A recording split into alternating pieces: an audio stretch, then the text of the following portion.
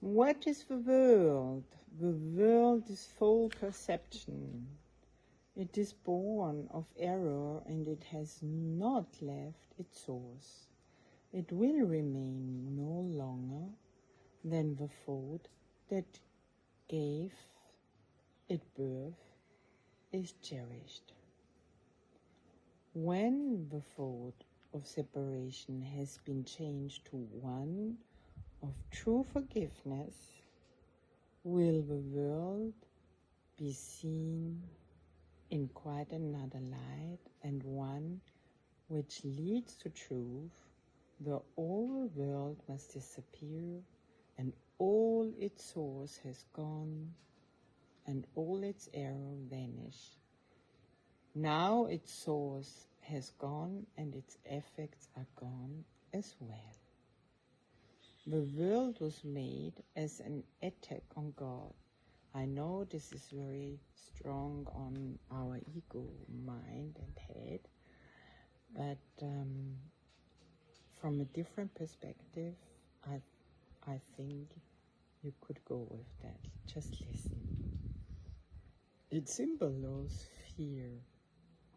And what is fear? Except love's absence. Trust, thus, the world was meant to be a place where God could enter not, and where his Son could be apart from him. Here was perception born, for knowledge could not cause such insane thoughts, but eyes deceive and ears hear falsely. Now mistakes become quite possible, for certainty has come. The mechanism of illusion have been born instead, and now they go to find what has been given them to seek.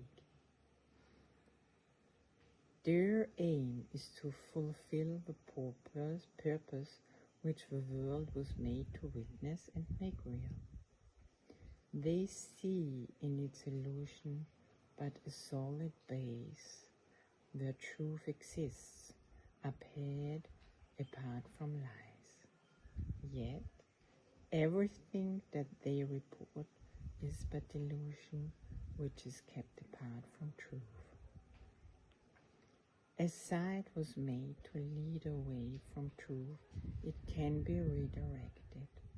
Sounds become the call for God, and all perception can be given a few purpose by the one with whom God appointed Savior to the world. Follow his light and see the world as he beholds it. Hear his voice alone in all that speaks to you, and let him give you peace and certainty, which you have thrown away, but heaven has preserved for you in him.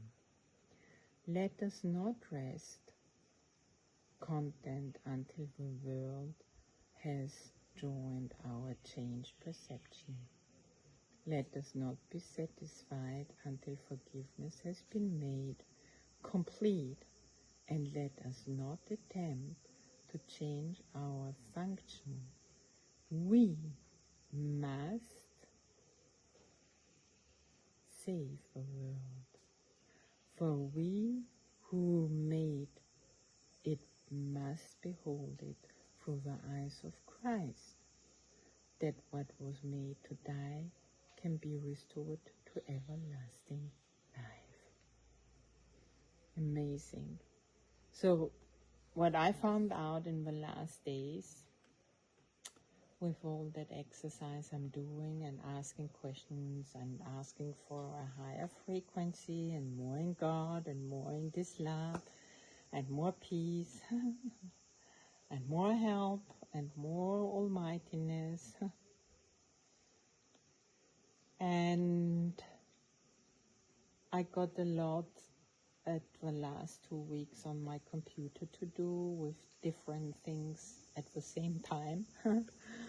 And And I hear from everyone their system, their structure, what they think, how they put everything up, their concept, and. And of course, as we all do, I try to listen to that and follow the structure and the system. Of course, I give myself up with all that and my almightiness, my connection with God, God's plan, how He looks, and I make this and their world so real that I have no space anymore to breathe, that I'm totally gone out of my connection, and. So nowadays, I turned it. I can truly see, after all the anger of feeling that I'm buying into lies the whole time, and even in my lies that I need to follow them.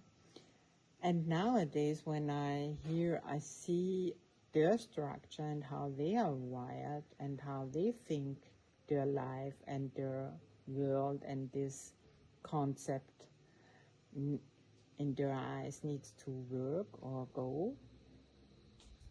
And what I do is I see it quite very clearly to let their world be their world. But what I do is I stay in my heart and I follow God's plan. So I ask always, God, what is your plan to that? God, please take over and take it in your hands and bring it to fulfillment and to fruition into your way where it's the best for everyone. And it happens. I have no control anymore. I'm out of fear. I'm in total love and in this trusting, innocent child of God, and knowing that God will provide. And so it's fun, it's easy, it's peaceful. I can stay in my paradise more and more. And I see the almightiness just unfolding. So you can have the too, where life gets easier, more joyful, and more glorious. And you're living your paradise on earth with everything. Okay, so you can do that too. I wish that for you, and enjoy and have fun with it. Bye for now.